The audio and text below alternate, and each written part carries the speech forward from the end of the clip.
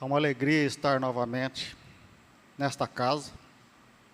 Estive a última vez dando palestra aqui, dezembro de 2023. Faz tempo, né? Muito embora o tema de hoje seja o capítulo 25. Pedi e obtereis. A gente vê que o Evangelho é totalmente entrelaçado e não dá para a gente falar sobre um único tema. Então, eu reportaria também ao capítulo 18 do Evangelho segundo o Espiritismo, onde fala que a seara é grande, ou muitos os chamados, poucos os escolhidos. E hoje, mesmo dentro da doutrina espírita, até aqueles que foram chamados, escolhidos, como na parábola das núpcias, lá fala que o rei queria comemorar as bodas do seu filho e pediu para os seus servidores saírem em busca dos convidados. E lá fala que alguns não aceitaram o convite, foram uns para o seu campo, outros para os seus negócios, e alguns ainda a mais mataram esses servidores que foram convidá-los. Aí, voltando lá, fala dos profetas. Esses que foram mortos seriam os profetas de antigamente. Mas por que a gente está tocando nesse assunto? O tema de hoje divide em 3 partes. Se a gente for lá pegar capítulo 25, itens 6 a 8, fala: onde está o teu tesouro, aí está o teu coração. Onde está o nosso tesouro? Onde está o nosso coração? Porque a gente foi lá no capítulo 18, muitos chamados e poucos os escolhidos.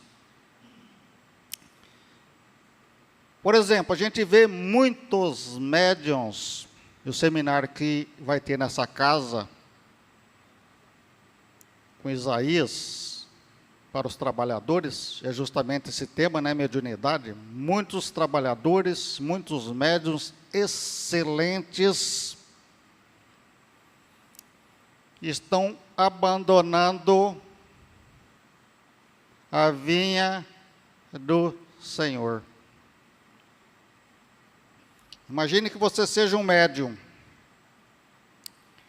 e que numa reunião mediúnica você receba um único comunicante, onde ele é esclarecido, encaminhado.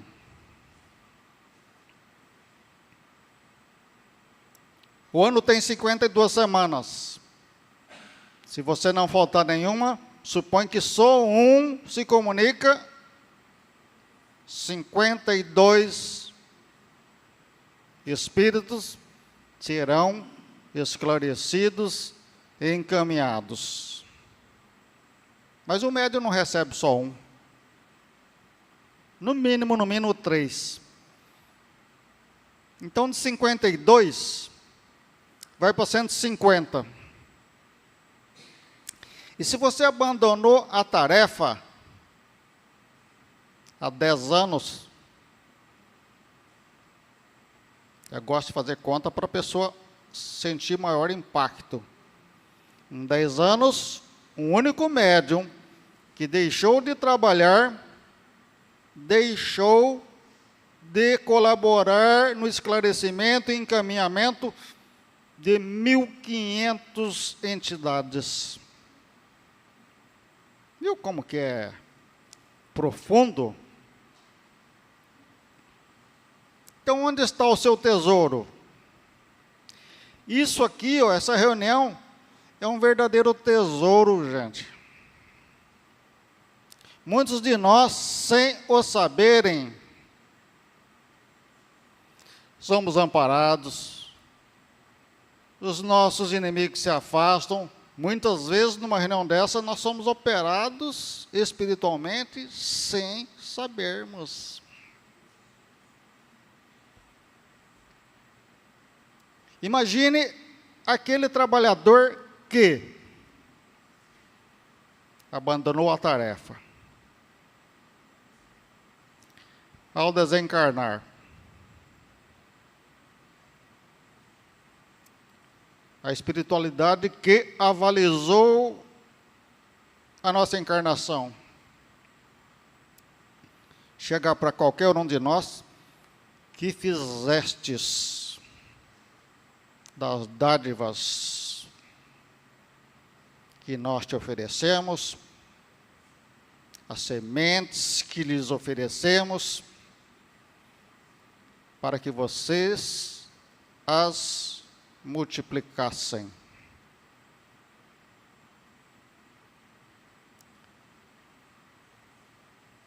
E chamando um dos guias desses trabalhadores que se afastaram da tarefa, aqui que o guia nos disse: fala para ele que ele se assemelha a um náufrago em mar revolto e nem sabe disso que está nesta situação. Onde está o nosso tesouro? O que nos traz felicidade? Nosso tesouro deveria nos trazer felicidade, né? Por exemplo, uma pergunta fácil: se a gente estudar a doutrina espírita, vai lá no Livro dos Espíritos, existe um tipo de felicidade que serve para todos. O que vocês acham? Sim ou não? Não é difícil? A gente acha que não, né? Vai lá no Livro dos Espíritos e fala assim: existe um tipo de felicidade que serve para todos. E a resposta do Espírito Verdade é essa pergunta do Kardec.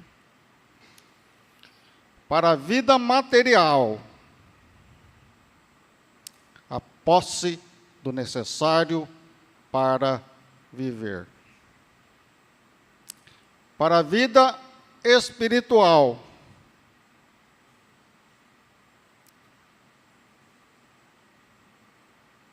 a consciência tranquila, ou seja, você põe a cabeça no travesseiro e dorme, e a fé no futuro. Leon Denis diz no livro Problemas do Ser, do Destino e da Dor, como nós vamos todos evoluir, então todos os nossos problemas um dia serão solucionados, resolvidos. Por exemplo, suponha que nós estejamos numa situação triste. Essa pergunta foi perfeita para uma pessoa que não conseguia se mover na cama. Perguntaram a ele: que significaria felicidade para você na situação em que você se encontra? A resposta do enfermo: poder me virar de lado sem sem a ajuda de ninguém. Nós visitamos um enfermo durante 6 anos, agora ele foi internado numa clínica em outra cidade, então fica mais difícil de visitá-lo toda semana. O único movimento dele é esse aqui, ó. Ele não faz outro movimento. E a gente chega lá, controle da televisão. A única coisa que ele consegue fazer é controle de televisão e celular. A gente chega no quarto dele, vê a televisão ligada, e ele assistindo Haroldo Dutra Dias.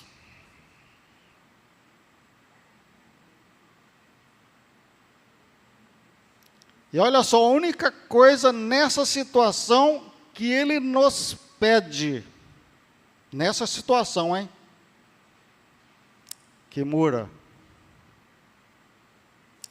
dá um passe em mim para regularizar meu intestino, porque eu quero fazer cocô e não consigo. O único pedido que ele faz nessa situação, gente. Onde está o nosso tesouro? A nossa fé seria suficiente para nós, na situação deles, estar suportando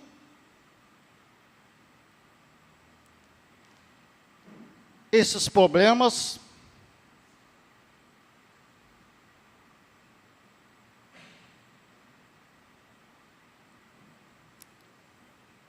então a gente tem que começar a mudar o primeiro item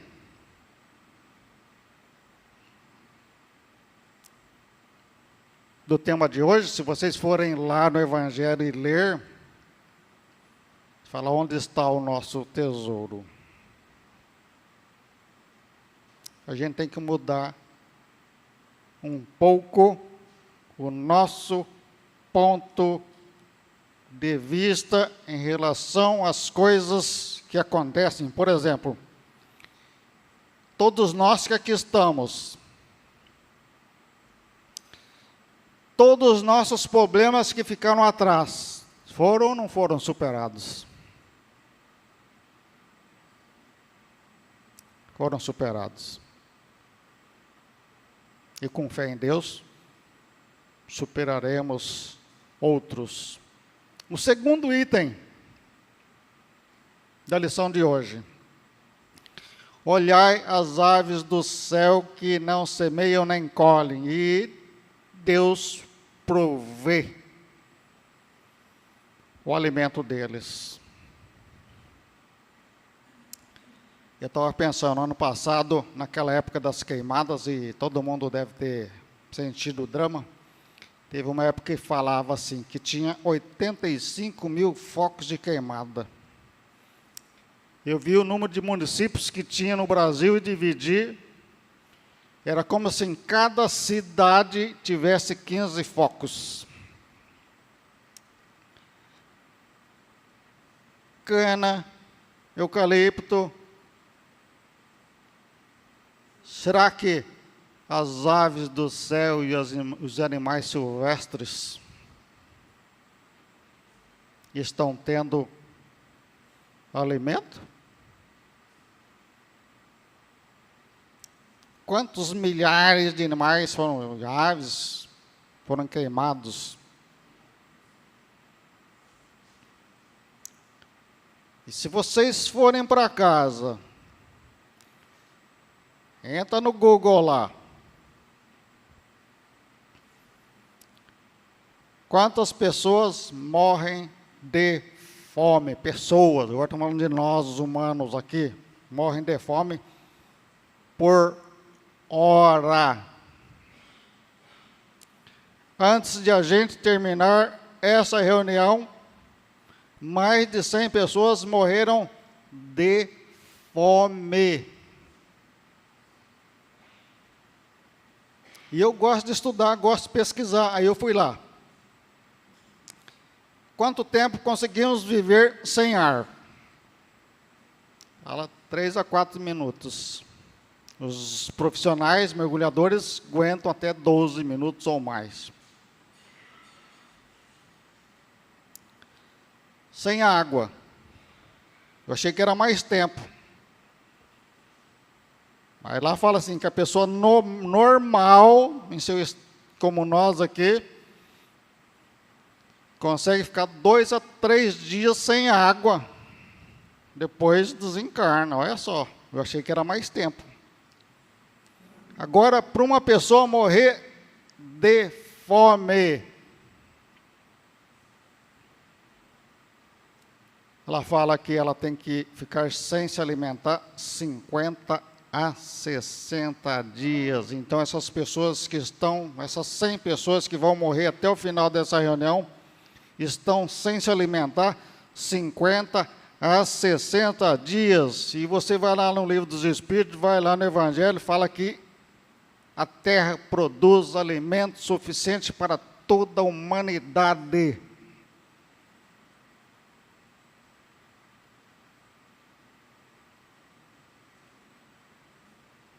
A gente, quando em Uberaba, quando Chico estava vivo, a gente conversava muito com os mendigos lá. E olha só a situação, hein? Tinha um mendigo lá. Como você chama? Eurípides? Você tem o nome do Eurípides Barçanufo. Ele foi em homenagem a ele que eu recebi esse nome. Meu pai e minha mãe eram espírita. Meu pai morreu, minha mãe morreu. Pediram a casa, que não era nossa, e eu me transformei em menino de rua. Não encontrou quem o acolheu. Onde você vive? Eu vivo nas suas. E quando chove? Vou numa marquise, vou num banheiro público, vou na rodoviária. Cadê suas coisas? Ele tinha um plástico com algumas coisas debaixo do braço. Isso é tudo que eu tenho. Aí nós falamos para ele, nós vamos ali comprar uma mochila e uma sopa para você. Olha a colocação dele, hein, gente? Para ver que a pobreza não é o maior sofrimento dele. É o tratamento que recebe dentro da pobreza. Falou assim, não quero. Se você me der uma mochila e uma roupa nova, eles vão, além de tomar, vão me bater. Então, quando você retornar aqui, traga uma mochila que não usa mais, rasgada, remendada, uma sopa rasgada e remendada, para que eu não apanhe e não tome ainda até o que eu tenho. Olhai as aves do céu, que não semeiam nem colhem. Olhai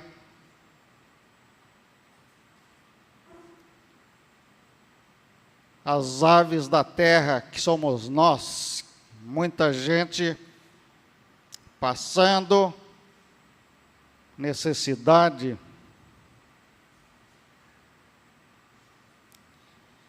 Vocês vão ver que morre por dia 2 a 3 mil pessoas de fome, 50 a 60 dias sem comer. Então, evitem o desperdício, não deixe estragar, dê para alguém.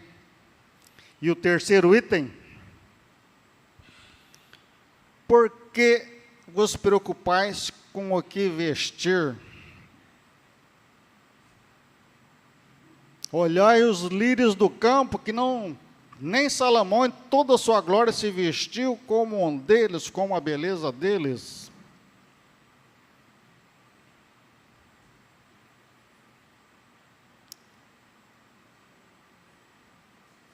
E tem muita gente que não tem nem isso, e o que lhe é dado, como a gente falou, lhe é tomado. Vamos lá. Os mais antigos sabem disso. Por exemplo, Eu não sou tão velho assim, mas a gente tinha 2 mudas de roupa. Uma no varal, uma tomando banho. Antigamente não tinha água encanada. Quem buscava água eram nossas mães, nossos avós. E hoje eu fico me perguntando, que distância eles andavam para buscar a água, para o banho, para a comida, para lavar roupa?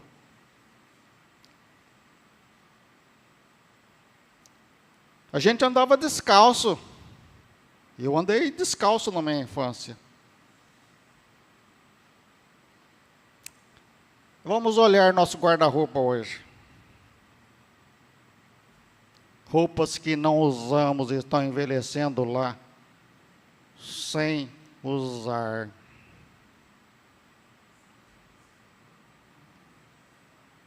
Vamos doar para quem precisa. O Chico falava, né? Para que eu tenho 30 pares de sapatos se eu tenho 2 pés só? Então, hoje, em diabo guarda-roupa está tudo cheio. Tem um monte de coisa na nossa casa que nós nunca mais vamos usar. Vamos distribuir, gente. Eu acho interessante que tem uma casa espírita que eles incentivaram os filhos na evangelização infantil a doar os brinquedos que não usam mais. Aí os pais foram lá brigar com os professores da evangelização infantil, porque estavam ensinando o desprendimento das coisas materiais. Só como que é difícil? Vocês se julgam discípulos de Jesus? Nós somos. E o que Jesus disse em uma dos seus ensinamentos? Meus discípulos serão conhecidos por muitos se amarem. Aí eu lembro de uma trova do Cornélio Pires, psicografado pelo Chico. Eles vão até dar risada, mas é verdade. Família é um lugar de Deus, com certas lutas fatais, onde a gente mais ama e onde a gente xinga mais. É ou não é verdade?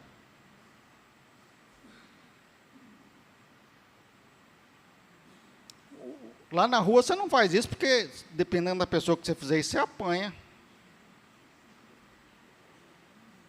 O Divaldo contou uma história numa das palestras dele, que ele disse que viu uma pessoa bem vestida, e ele gostou do tecido. Ô moço, ele ia perguntar onde ele comprou o tecido, aí disse que o moço virou para ele e falou assim: que foi? Não gostou da minha cara? Não, moço, é que está querendo me roubar? Não, moça, está querendo brigar comigo? Aí ele virou e foi embora.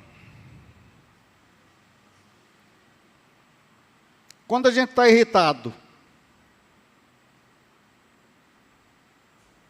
qual a primeira coisa que a gente faz? Uma das primeiras, né?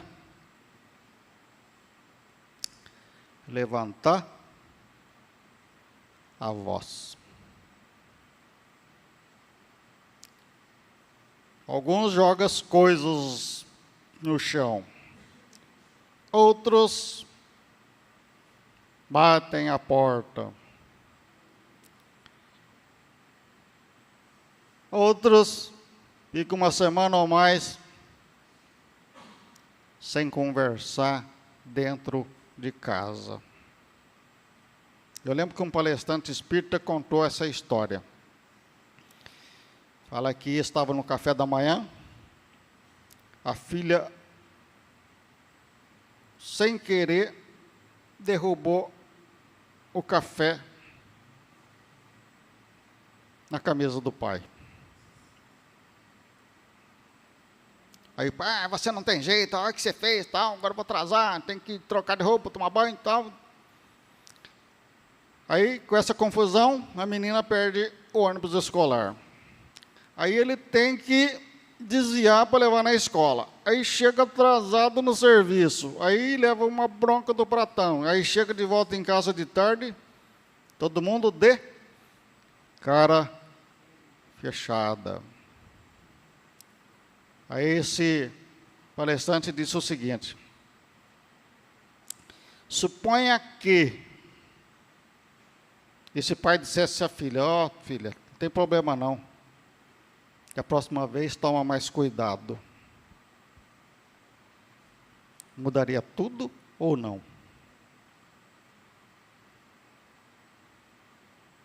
Isso acontece no nosso dia a dia, gente.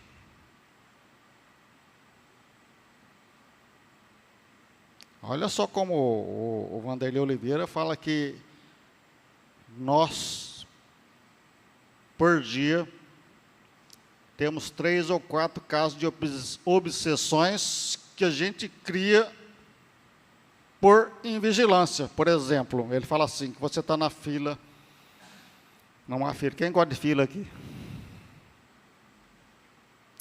Aí fala que tem um tumulto lá na frente, alguém está discutindo com alguém. Aí fala que você, invigilantemente, começa a criticar. Ele fala que muitos, se tiver lá espíritos prejudicando aqueles dois, eles sintonizam com você, com a sua crítica, e vem te perturbar. Não. Como que é? É profunda a coisa, gente? Não faça ao outro que não deseja que faça para você. Se você, ao contrário, tomara que eles encontrem uma forma de diálogo, de entendimento melhor, sem conflito. Se você já pensou dessa forma, você se isentou daquele problema. Então, se a gente começar a pegar realmente o Evangelho, ler, refletir e começar a procurar aplicá-lo em nossa vida vai mudar. A mãe da Nete Guimarães, esqueci o nome dela, eu vi uma entrevista dela em 2016, Ana Jaicy Guimarães. Sim. Em 2016, ela falou assim: nos Estados Unidos, um grupo optou por não reclamar mais. Eles criaram até uma pulseira. Põe numa mão, reclamou, muda de mão. No começo eram poucas pessoas, aí transformou em milhões. E eu vendo aquilo, ela, Ana Jaicy, falando, eu vendo aquilo, eu trouxe para o nosso grupo. E optamos em fazer a mesma coisa, não reclamar mais, nos esforçarmos, porque não é fácil. E eu, quando eu vi essa entrevista, eu falei, eu também vou optar por isso. Isso foi em novembro ou dezembro de 2016. Que eu estou me esforçando em não reclamar mais. Olha só. 2024 fez 8 anos. Novembro, dezembro, fez 8 anos. E eu não consegui ficar um único dia sem reclamar. Me esforçando 8 anos. Diminuiu a quantidade.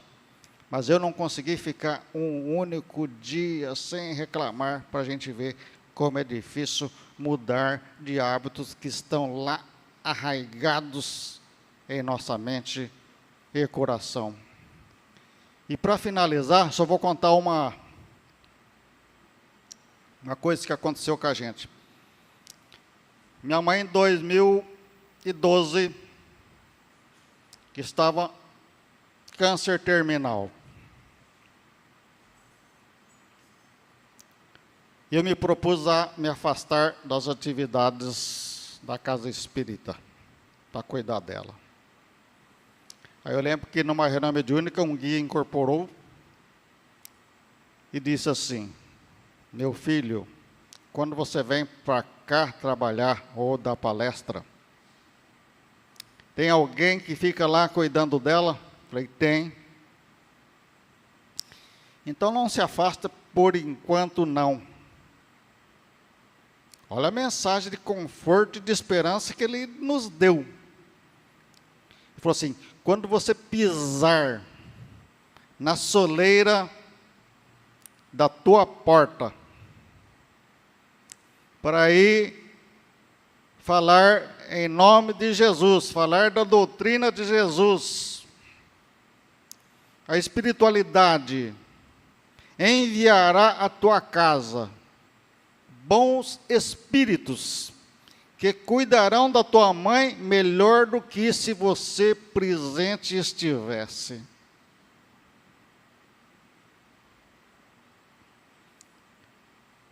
Tem tesouro maior que esse, gente? Olha o conforto que eles trazem à nossa vida quando você está trabalhando. E eles puxam a orelha também, tá? E muito.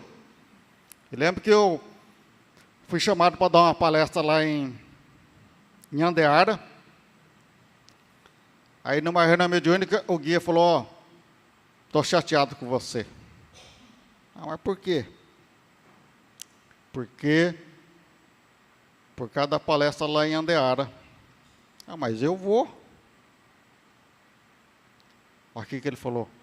Mas está indo de má vontade, porque é longe. Toma vergonha na tua cara.